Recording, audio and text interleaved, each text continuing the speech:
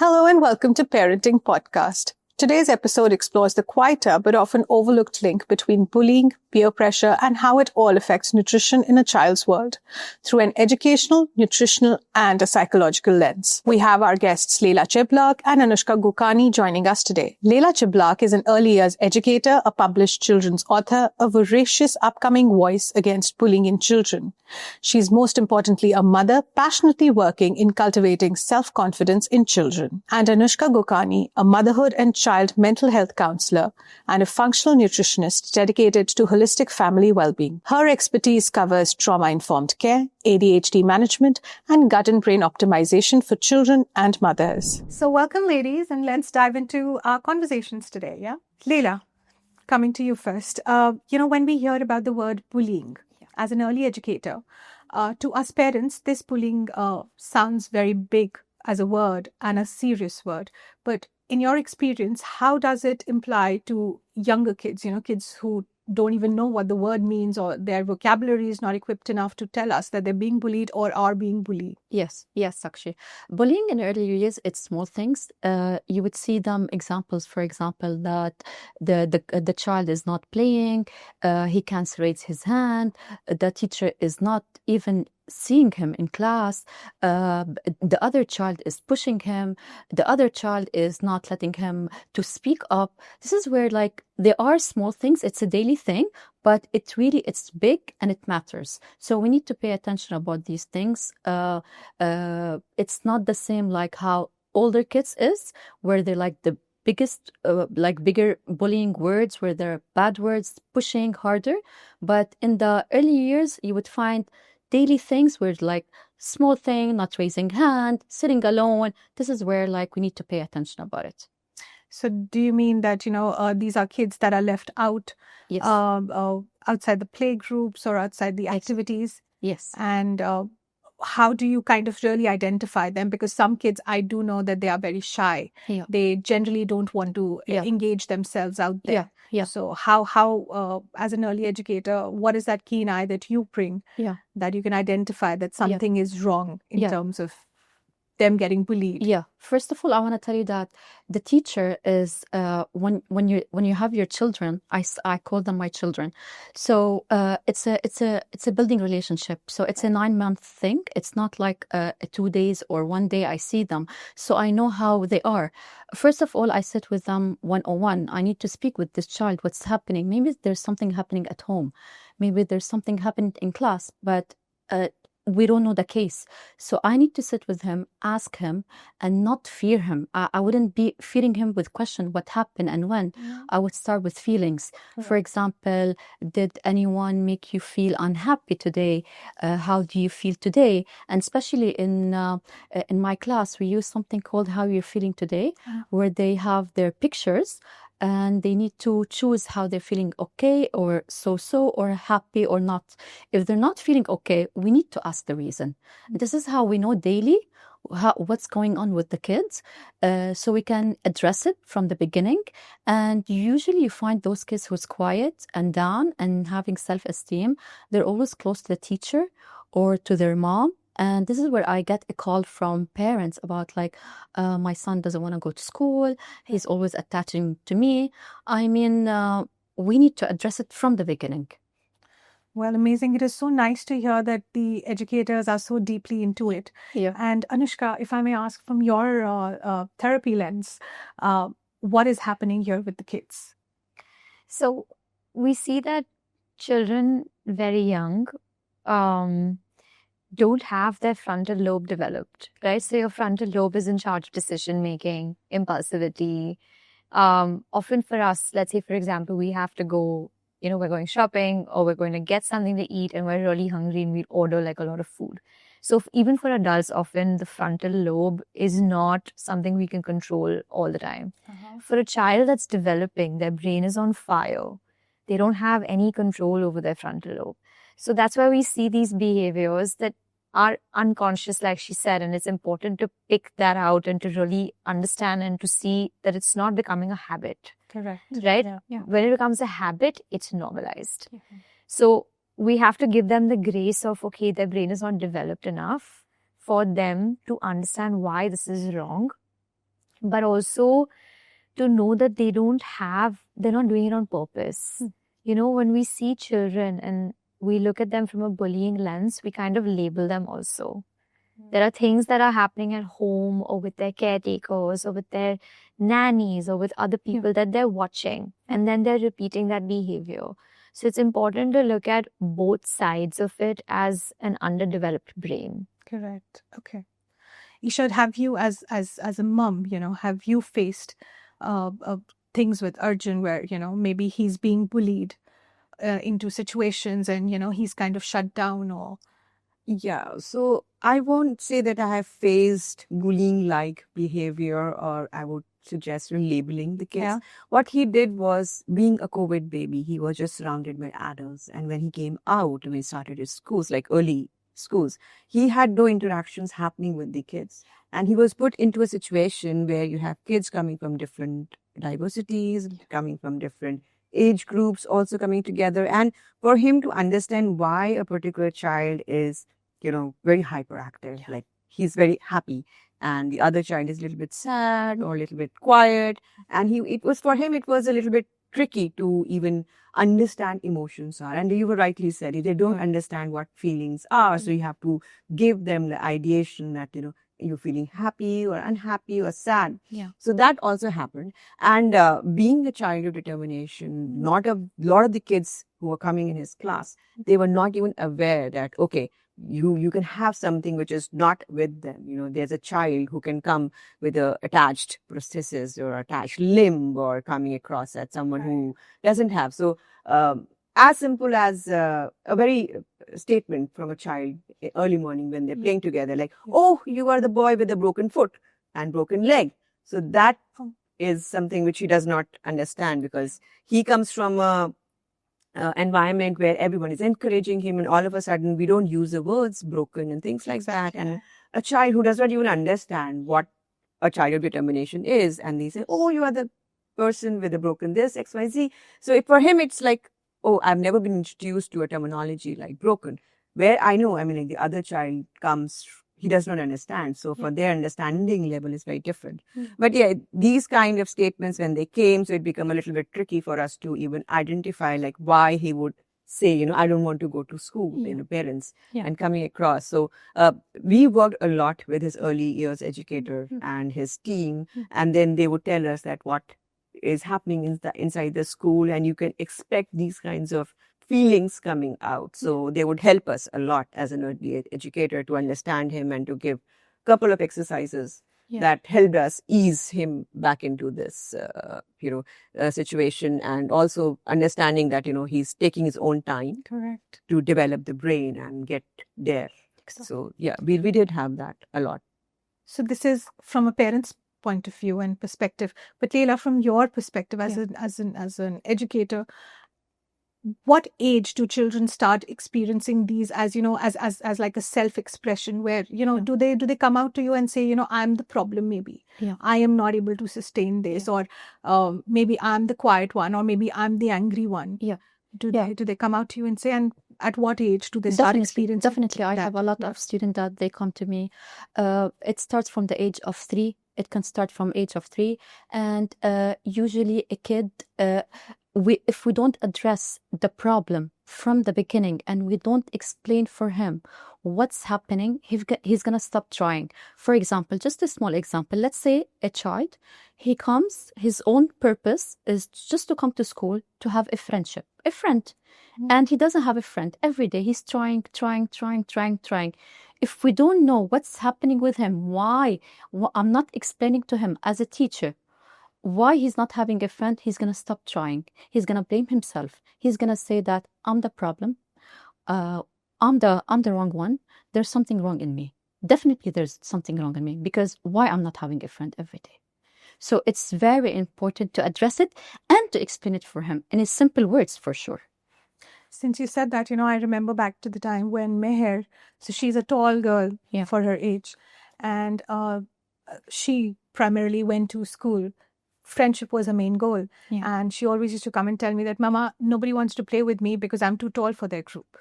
And she kept on telling me this, like, she used to say it one day and then she used to forget about it for like 2-3 weeks, and something used to come up, and then she used to again say, no, but I don't have any friends because they sideline me always, or the games that they're playing, she's not fitting into their their structure because she's too tall. So I totally understand when you say that these things need to be recognized, because for any child, they may feel that, okay, they are the problem, because for her it was that, why am I so tall? Why don't I fit? So that is correct. On that note, I do have a question from dedicated for Anushka. Is when my son started school, and he was not I still feel he's in his picky eating phase, but he was not at all someone who would choose his own colors and eat. He was able to eat everything together. And when he started school, and he had in a group of 20 kids, he was the only one who was a little different from the other children, and started to interact, simple terms like, oh, you are the one who wears this and that. He kind of picked up this habit where he would just eat a certain color, very few certain color food. And after a while, it started to come to a point where I could just count on my fingers that, okay, he likes only 5 food. That's the only thing he's going to eat. And even if in his class, everyone is having their lunch, and even the teacher is sitting and the helper is sitting, and they would eat different colors of food and all of it, he would just pick up only yellow out of it and eat and feel good. What do you think is happening here? That's quite interesting. Yellow. Usually it's white. For a lot of kids, it's usually white. Okay, so feeding, the whole process of eating is considered as feeding, not nutrition, right? Feeding is all about safety. So when we don't feel safe in our bodies, we don't feel safe to put something into our bodies either. So when we look at someone who's only eating one color, that color makes them feel safe. So it's about, what is this color bringing out of you? What does this color make you feel? And then, like you said, you have to give them the emotions for them to pick out, right? So feeding is a lot about safety. And sometimes it's okay to have that, because when he's in school, he's not feeling safe enough to actually consume a whole meal, but he's probably really hungry, right? So what's he going to go to? He's going to go to his safe foods. So what we do is we do a safe food bridge, which is you start with the safe food, and then over time you add something small to it. Something that he's consumed before, has exposure to, but you're building a bridge. So you start with the safe food and then you keep adding on. But this is very common when there's not a safe environment and children feel the need to find that safety through food. I got really intrigued when you said that generally it's white colored foods. Can you just elaborate more on that particular color? Why white? White is see-through. If something is spoiled, like, for kids, a lot of parents mix foods inside things to just get them to eat something nourishing. I think everyone has done that because, once kids see something fun, they don't want to change it. Absolutely. So you're like trying to squeeze in as much nutrition. So with white, what happens is it's clean. It usually always tastes the same. The texture is always the same. Like pasta. Okay, boiled pasta always tastes the same, right? Same texture, looks the same. Even if it's dry, it's the same. Oh, wow. Right? So this is what the brain is understanding. The brain has created a dictionary. So usually it's white because you can see if something's added to it. And if it's dirty, you can say this is dirty. But if there's, let's say, red or orange, I don't know if you've put something in it. Right. And when you say add on to the safe food, make a food bridge. So does that essentially mean that, for example, like our kids, I know they are there, for them, safe food is like their chicken nuggets. So like you take that as a reference and you keep on adding new things onto that. Is that what you mean? Simplify it. So you work on exposures, right? Everything has to have at least 20 to 30 exposures to build safety. When I mean exposure, it means same temperature, same flavor, same color, same texture, same way of cooking. I don't mean today like it's chicken. So today it's nuggets, tomorrow it's pasta, then it's like grilled chicken, then it's something else. No, it has to be the same thing. This is what people miss out on, is they're like, wait, but my kid has had chicken 100 times. But how have they had the chicken? So you start off with, let's say, chicken nuggets. I'm going to continue that exposure. Then to this, I'm going to add maybe half a slice of toasted bread. I'm going to continue that same exposure. Then to that, I'm going to add a banana. Then to that, I'm going to add this. So you're building safety in food. Right. Right. Yeah. Right. Oh. That's nice. So that was very, very insightful. I'm sure it's going to help a lot of us because, everybody, they do talk about the food bridge, Yeah. but they really don't know how to practice it well. Yeah. Exactly. Yeah. So thank you for that. And Leila, this is something I've been wanting to ask you. We often come across kids who use bad words per se and bad behavior. Yeah. They are labeled Yeah. as this is a bad behaved kid, or Yeah. this kid uses bad words. Yeah. How do you think, it cannot all be their fault or whatever, but how do you think their social stress or their social environment plays a role in that? Yeah. First of all, we need to understand that bad behavior is not a bad kid. Yeah. Bad behavior comes out from something that he's trying to explain it by this behavior, but he doesn't know how to explain it. He can do it by shouting. He can do it by just hitting other kids. He can do it just turning it to his own spotlight. So bad behavior doesn't equal to a bad kid. We need to address it. We need to sit one-on-one. Even if we need to get someone who is special with this kind of behavior, where in schools we get help, a support, where a kid, we need to ask him one-on-one, how can we address it? They even pull him out from the class during teaching time, where they talk to him about what's happening at home. Do you feel unsafe? Is the environment that around you is okay? Is your parents going on good? Do you want us to speak to your parents? This is all it affects. Whatever is happening, he's explaining it in a different way. So if you feel that, and an important thing, this is the most important thing, when a child, you're having a difficulty with a child, please don't give him like a minus or lose him points or just go, oh, this child is annoying me or I can't handle him. Take a deep breath. Take it slow. Not all kids are expressing the same time. All children are different. So you cannot put your teaching way for all the kids are the same. I know there are 20 kids in a class and it's too much for a teacher to handle, but make sure to see the small thing in every kid and to manage it rather than having this child screaming or hitting or shouting or saying bad words. I'm sure there's something behind it. Right.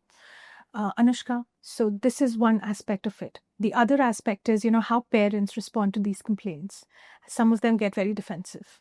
How do you think, when your child is behaving in a particular way, how should parents take it? And how can, from a counselor point of view, how should they inculcate some things in their family or or identify that maybe something's wrong, something is amiss in their circle, as to make the child more at ease or make the child more, societally acceptable? Right. It's a great question. Actually, love that you spoke about not promoting negative reinforcement. I think that's something that's hard for teachers to do because they're so tired and overworked. Yeah. But it's equally so important. Yeah. When it comes to parents, there are some parents who believe that the teacher's word is the last word. Yeah. Right? Then there are some parents who are afraid of it going to another parent and all that backfiring. Yeah. And then there are some parents who are like, but my kid never behaves this way at home. Yeah. Or, they're dismissive. Yeah.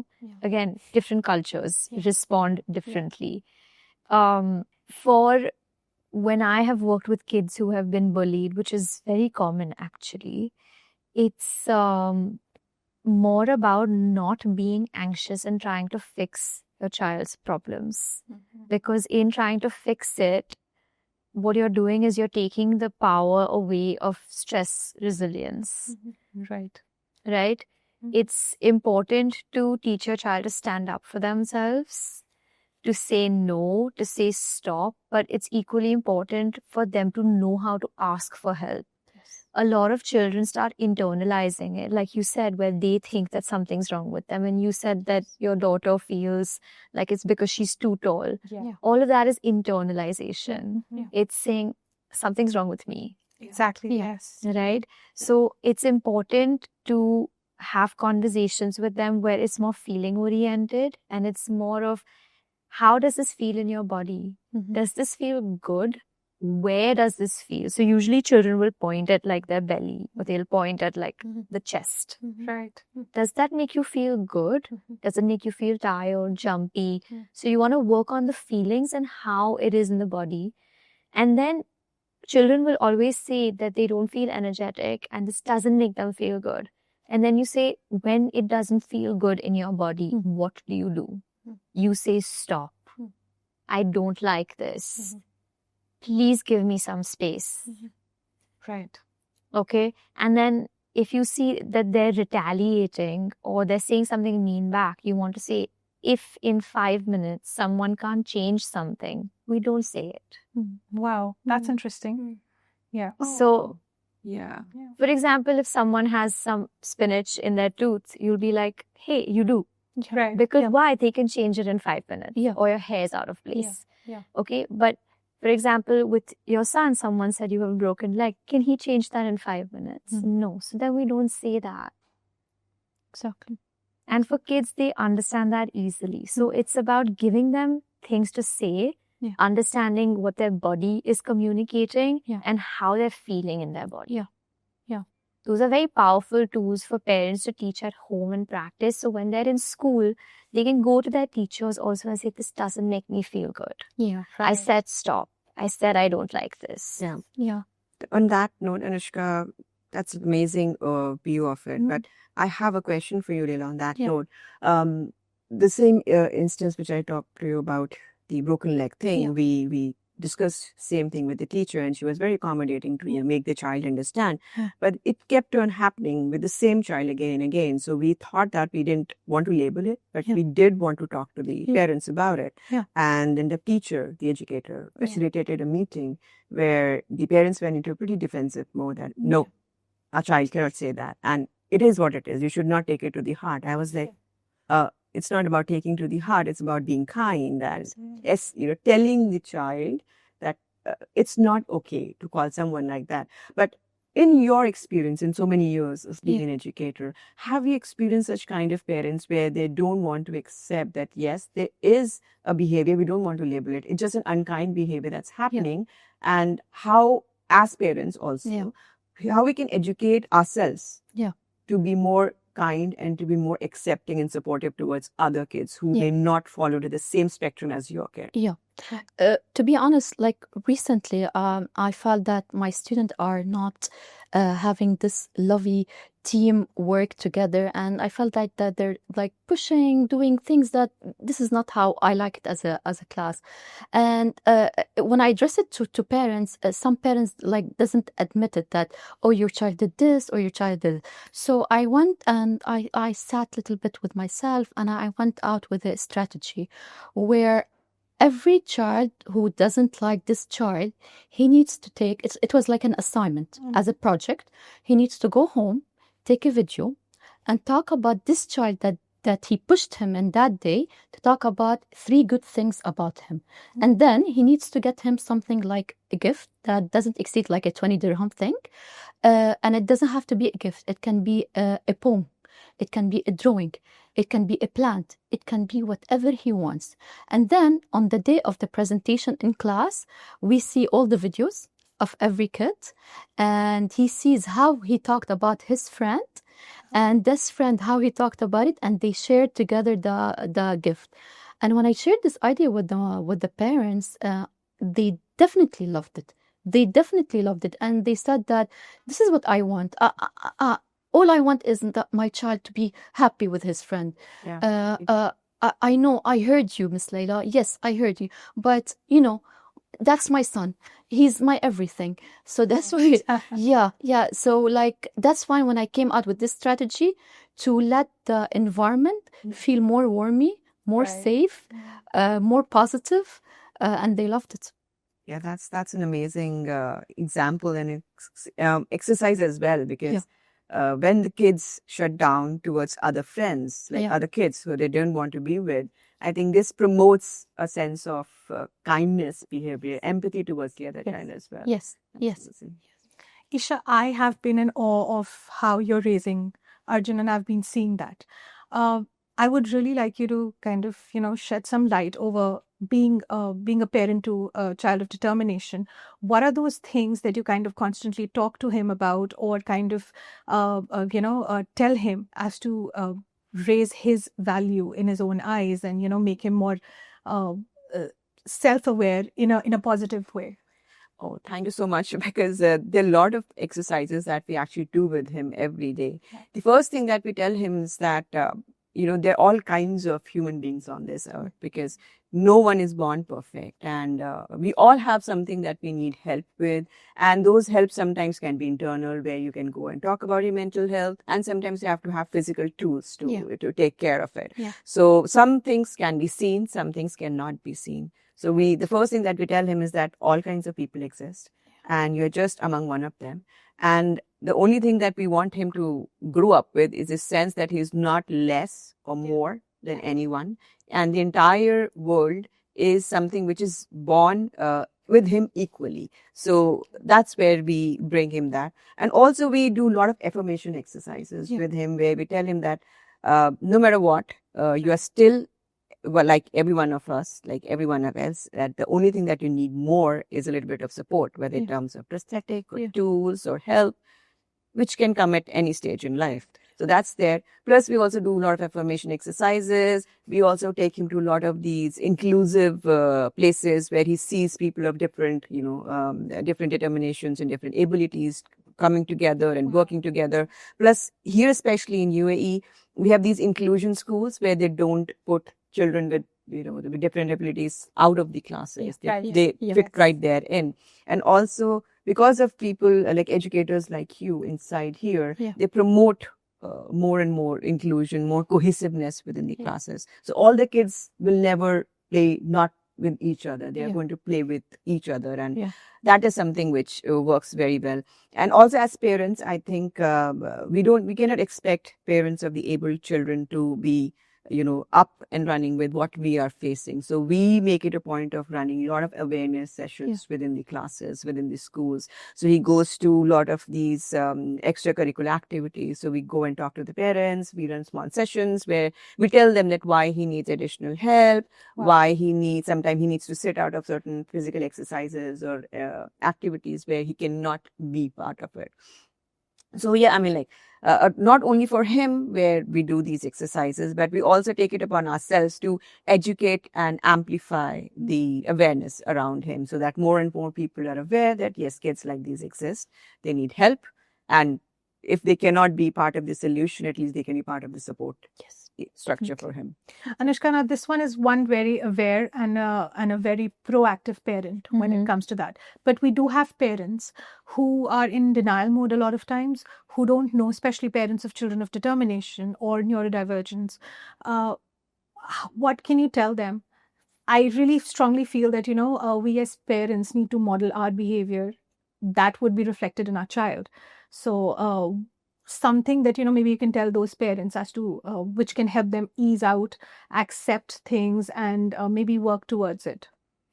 So I think a lot of what these sector of parents respond to are their own grief of what they thought that their child would grow up as. It's not really a lot about having a normal child as much as it is about having a healthy child. Correct. Yeah. Right? Yeah. When we look at people, we define them as normal and that of difference, but it's actually about health. You want to have a healthy child grow up being able to take care of themselves. That's the thing. So it's the grief of not being able to give that to your kid. And that grief causes a lot of judgment, defensiveness, denial. Right. Right? And at the end of the day, it's the entire family that's struggling. It's the child and it's the parent. Correct. Yes. So the first thing that they have to do is work on their grief. Because proactivity comes from a place of motivation, and where there is grief, there is no space for motivation. Correct. Yes. So that is the first step in. Sometimes you just do the bare minimum for survival. Yeah. Right? So you have to come out of that survival state. You work on your grief, and you have to understand that this is what it is, and find a support system that actually uplifts you. You know, we are constantly running pillar to post from one expert to the other. Yeah. And not everyone is your support system. And it's exhausting as well. It is. Yeah. So you have to create a village, and sometimes it's like shopping, like window shopping. It's exhausting, but once those set of 2 or 3 experts are there in a parent's life, it makes a huge difference. And I'm always pushing people to get help. You don't have to go in every week, but it's hard. Yeah. And your friend is not trained to help you. Exactly. Yes. Very true. So, yeah, these are a couple of things that I would say would really support parents. Great. That was a very nice part 1 to it. We're going to just stop in here to take a break and a breather, and we'll start with our next segment right after. Yeah, thank you. Great. Thank you. Well, that marks the end of segment 1. Thank you so much for watching, and stay tuned for the next segment.